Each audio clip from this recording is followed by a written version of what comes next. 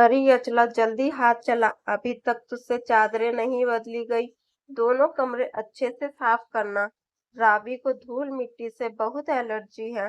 मनु बस पहुंचने ही वाला होगा, सावित्री ने मेड अचला को डांटते हुए कहा। और तुम प्रीति, अभी तक तुमसे रसोई का काम पूरा नहीं किया गया। भटूरे का आटा लगा या नहीं? बच्चों को गर्मा गर्म और फूले फूले भटूरे बहुत पसंद है। और हाँ, जरा अपना हुलिया भी ठीक कर ले।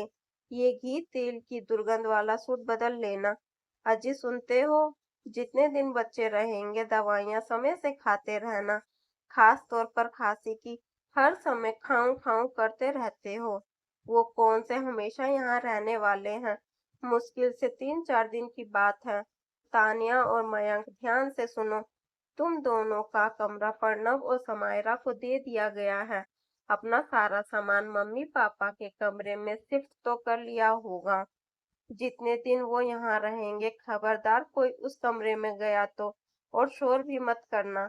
और तमीज से रहना, शहरों में रहने वालों को तुम्हारी तरह हुड़दंग पसंद नहीं। पिछले 2 दिनों से सावित्री का भाषण लगातार चालू था। छोटा बेटा मनु यानी कि मनोज अपने परिवार सहित आ रहा था।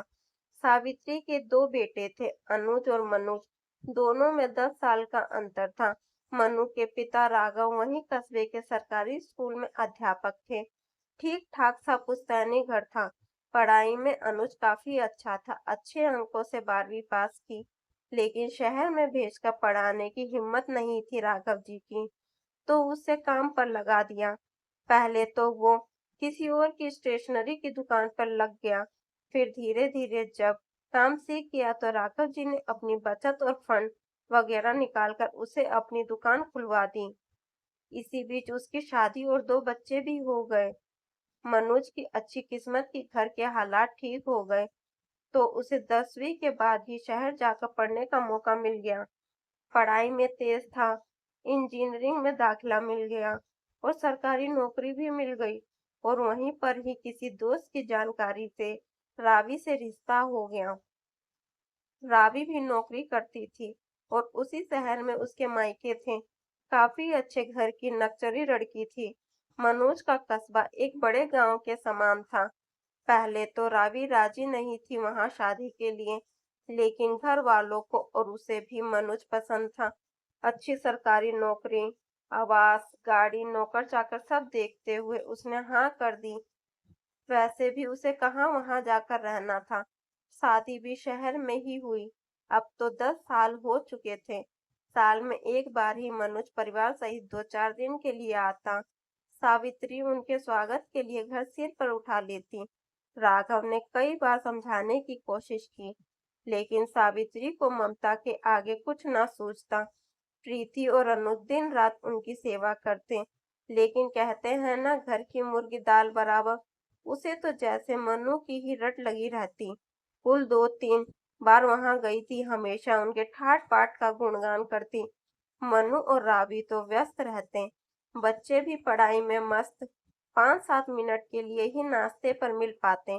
ड्राइवर उन्हें 2 बार शहर घुमा लाया था। दिन में मेड ही खाना बना कर देती। ये सब देखकर सावित्री निहाल थी। वहां से आती तो, और जब वो यहाँ से जाते, उन्हीं के गुणगान करती। कैसे बच्चे पटर पटर अंग्रेजी बोलते हैं और मुझे दादी नहीं ग्रैनी कहते हैं। और बहू कैसे हाई हील पहनकर मटक मटक चलती है और खुद ही गाड़ी लेकर ऑफिस जाती है। तुझे कितनी बार घुमाया है गाड़ी में? राघव ने चुटकी लेते हुए कहा। अरे छोड़ो भी, ड्राइवर है तो सही, वहां कहने को तो कह दिया, लेकिन मन के एक कोने में टीस सी उठी कि मनु या रावी कभी उनके साथ कहीं नहीं गए, और ना ही कभी कुछ देर पास बैठकर हाल चाल पूछा। ऐसे ठाट बाट उनके किस काम के? और यहाँ सब उन दोनों का कितना ध्यान रखते हैं। प्रीति तो अक्सर उनके सिर पर तेल लगाती है और अपने हाथों से उनका मनपसंद खाना तैयार करती। तीन त्योहार पर पूजा, श्रद्धा, नवरात्रि सब कितना मनोयोग से करती है, मगर फिर सावित्री ये सोचकर मन समझा लेती कि वो व्यस्त हैं, शहरों में रहने के अपने ही तौर तरीके हैं। 10 दिन से ज्यादा वो कभी वहां रह नहीं पाई, और ना ही उन्हें किसी ने रोकने के लिए कहा। अनुज के बच्चे और प्रीति सब बहुत संस्कारी थे। दोनों पास वाले कॉलेज में पढ़ रहे थे। जब भी मनु आता तो वो दिल से उनकी सेवा करती, छोटे भाई समान मानती। उनका भी 2 बार शहर जाना हुआ। टेबल पर नाना प्रकार के व्यंजन सजे होते, लेकिन प्यार के 2 बोल कहीं नहीं थे। वहीं व्यवस्था का बहाना और औपचारिकताएं, मगर प्रीति ने कभी कोई शिकायत नहीं की। इस बार भी 3 दिन रहकर वो चले गए। घर के बने लड्डू, मठिया, मसाले, अचार और भी ना जाने क्या क्या सावित्री साथ ही बांध देती। जब भी मनु ने आना होता 10 दिन पहले ही तैयारियां शुरू हो जाती। उस रात हर रोज की तरह सब खाना खाकर सोए कि रात को राघव जी के सीने में तेज दर्द उठा। जल्दी से पास वाले अस्पताल में लेकर आए। चेकअप वगैरह हुआ तो डॉक्टर ने कुछ दवाइयां वगैरह से एक बार तो ठीक कर दिया, लेकिन उसने ये भी कहा कि हार्ट अटैक आया है, किसी बड़े अस्पताल में दिखाना होगा। मनोज से बात की और अगले दिन ही अनुज दोनों को लेकर शहर पहुंच गया। मन तो प्रीति का भी साथ जाने को था, परंतु बच्चों, घर और भैंस की भी देखभाल करनी थी तो वो जा ना सकी। चेकअप वगैरह सब हो गए। 1-2 बार मनु साथ गया, फिर बाद में वो ड्राइवर को भेज देता। गाड़ी उसे भी चाहिए थी। चलो, गाड़ी तो अनुज के पास भी थी, लेकिन शहर के रास्तों वगैरह की जानकारी नहीं थी। फिर पापा को संभालना, माँ को भी देखना। चलो, जैसे तैसे ऑपरेशन हो गया। सारा खर्च भी लगभग अनुज ने ही किया। राघव जी ने कहा, सारे बिल वगैरह जमा करते जाना, जितना मिल गया सरकार से लेने की कोशिश करना। 1 महीना वहां रहकर सावित्री को असलियत समझ में आ गई। बच्चे उनके कमरे के पास से नाक हो सिकोड़ कर निकलते। जिस बहू की तारीफ करती नहीं थकती थी, एक दिन भी अस्पताल नहीं गई। बीच में 2 दिन अनुज की गाड़ी खराब हो गई। मनोज भी बाहर गया हुआ था। कैब बुलाकर गए, जबकि रावी की छुट्टी थी।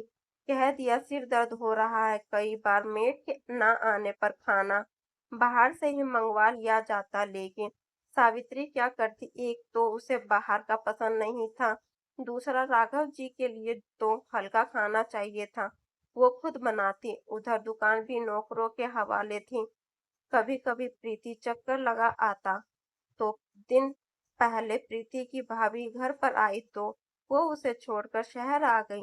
डॉक्टर ने कह दिया था कि अब वो जा सकते हैं, लेकिन बीच में दिखाने आना होगा। अगले दिन सुबह ही चारों घर के लिए रवाना हो रहे थे, सिवाय मनोज के। कोई उठकर उनसे मिलने, उन्हें बाहर तक छोड़ने भी नहीं आया।